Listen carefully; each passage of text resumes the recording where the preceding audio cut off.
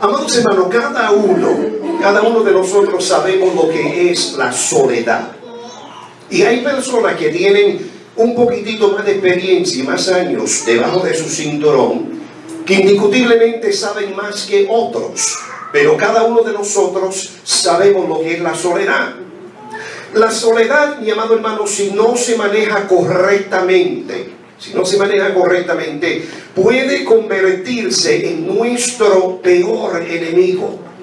Ahora, mi amado hermano, cuando nosotros logramos comprender los propósitos de Dios y lo que Dios quiere hacer en la vida de nosotros, cuando estamos atravesando esa etapa de soledad en nuestra vida, la soledad puede ser nuestro mejor amigo. Pero tenemos que comprender lo que Dios quiere hacer. Pero cuando nosotros no conocemos esto, mi amado hermano, ocurren tragedias como la que le voy a describir dentro de un momentito. Hace un tiempo hacia atrás, el actor Robert Williams, que muchos de ustedes lo conocen, perdió su vida voluntariamente debido al suicidio que él cometió.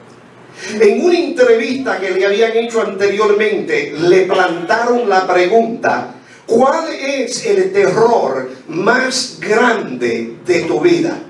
Y él responde: el estar rodeado de grandes cantidades de personas y todavía sentirme solo. Así responde él, mi amado hermano. La soledad, como dije, puede ser nuestro peor enemigo. Pero si nosotros comprendemos que Dios permite etapas de soledad en la vida de sus hijos, pero para lograr un propósito, la soledad puede ser un gran amigo. La lectura con la cual comenzamos leyendo nos relata los días finales en la vida del apóstol Pablo. La Biblia nos enseña que él estaba encarcelado en Roma y se encontraba totalmente solo. Su único compañero, fuera de lo obvio que es siempre la presencia de Dios, era la soledad en la vida del apóstol Pablo. Ahora, fuera del Señor Jesús, mi amado hermano, nadie ha ganado más personas para el reino de Dios que el apóstol Pablo. ¿Correcto? Nadie ha logrado alcanzar más personas que el apóstol Pablo fuera del Señor Jesús. Pero creo que estaría correcto, mi amado hermano, en decirle que Pablo era una persona sociable. Tenía que ser sociable. Si tú te pones a pensar en todo lo que Pablo hizo y con la cantidad de personas que él tuvo encuentros con ellos, él tenía que ser una persona sociable. Entonces la soledad y el estar aislado de todos sus amigos y de todos sus compañeros era la antítesis a la clase de persona que el apóstol Pablo era.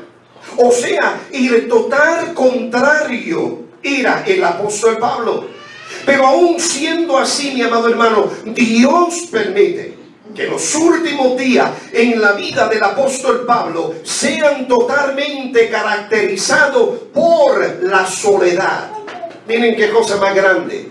Siendo él una persona sumamente sociable, y Dios lo conocía, porque Dios lo había enalambrado de esa manera.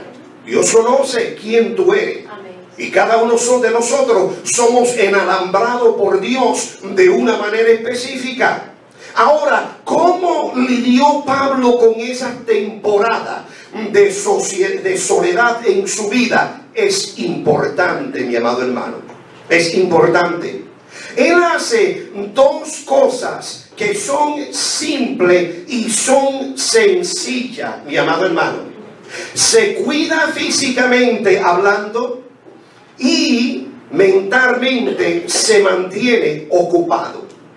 Y nosotros sabemos que cuando una persona atraviesa en su vida una temporada de soledad, una de las tentaciones más grandes en la vida de esa persona es descuidarse.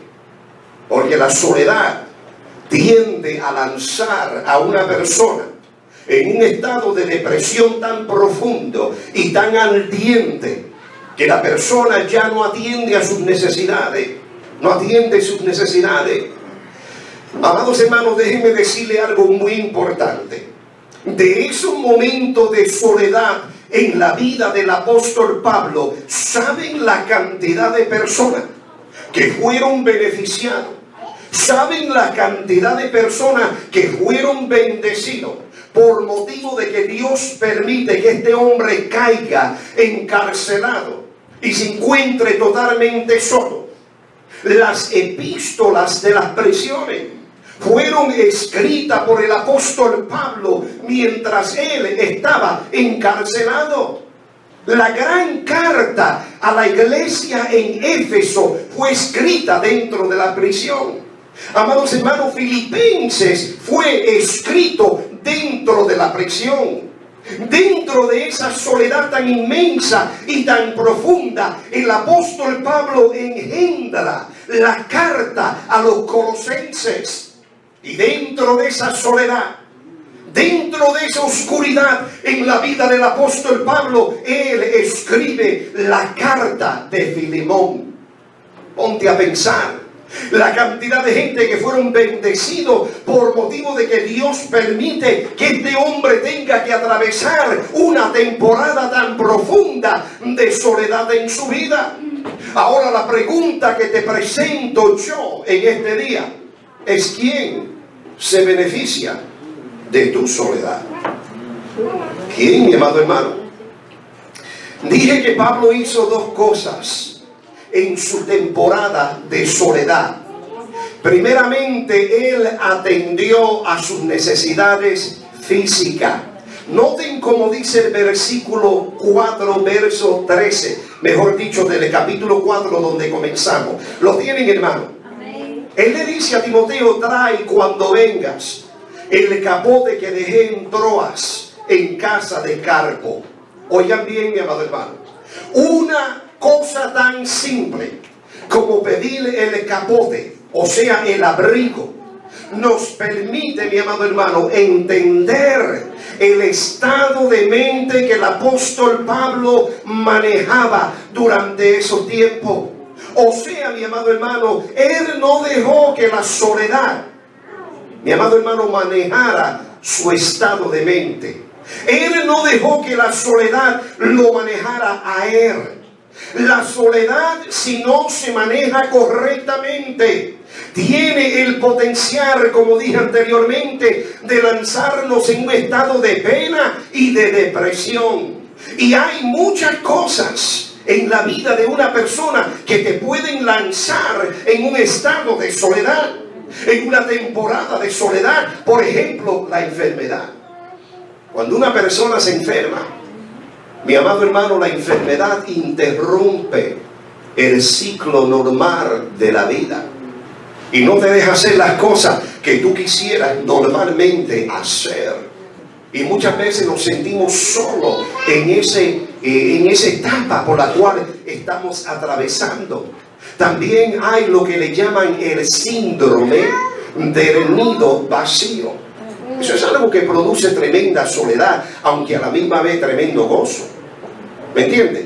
El síndrome de nido vacío es cuando tú tienes varios hijos y ellos crecen y se van para las universidades o se casan y se quedan los dos viejos solos en el hogar. Eso puede producir un estado de soledad profundo en la vida de una persona. Y en el estudio de la psicología, la palabra síndrome significa el temor o el terror a algo que ya ocurrió en tu vida, que tú tienes miedo que vuelva a ocurrir otra vez. Cuando mi primer criatura se fue del hogar, amados hermanos, mi esposa y yo hicimos una tremenda celebración en esperanza que se fueran los otros. Pero cuando menos nos lo esperamos, ese individuo que se fue trajo una esposa y dos nietos. Siempre vienen cargados. Pero la síndrome del nido vacío es algo que puede producir tremenda soledad en la vida de una persona, seriamente, cuando se quedan solos. Y si no saben lidiar con esa etapa de soledad y aprovecharla y hacer cosas que anteriormente no podían hacer, esa soledad puede lanzarlos en un estado de depresión. La muerte de un cónyuge, la muerte de un hijo, la muerte de un familiar, de un amigo, puede producir un tremendo vacío en el corazón de una persona. Y pasamos por esa etapa de soledad. El hecho de que Pablo, mi amado hermano, pide el capote, o sea, el abrigo, da a entender que él quería cuidarse. Porque personas que están deprimidos tienden a descuidar su apariencia. No quieren salir de la cama, no quieren levantar o abrir las persianas, no comen adecuadamente, no mantienen una dieta para mantener su salud. Pero Pablo no. Pablo le dice a Timoteo: tráeme, Timoteo, el capote. Porque él tenía esperanza de que Dios lo iba a librar de esa cárcel. Él no quería morir. Él no se había lanzado a la desesperación. Él quería cuidarse. Y una de las cosas que tenemos que hacer cuando pasamos por esas etapas de soledad es cuidarnos físicamente y mantener nuestra mente activa. Por eso él dice: tráeme las cartas, tráeme los libros, tráeme los pergaminos, porque mientras yo esté aquí, yo quiero mantenerme ocupado para que mi mente no se me vaya a oxidar. Qué importante es saber eso, mi amado hermano. Óiganme, mi hermano, las cárceles en Roma eran oscuras, eran húmedas.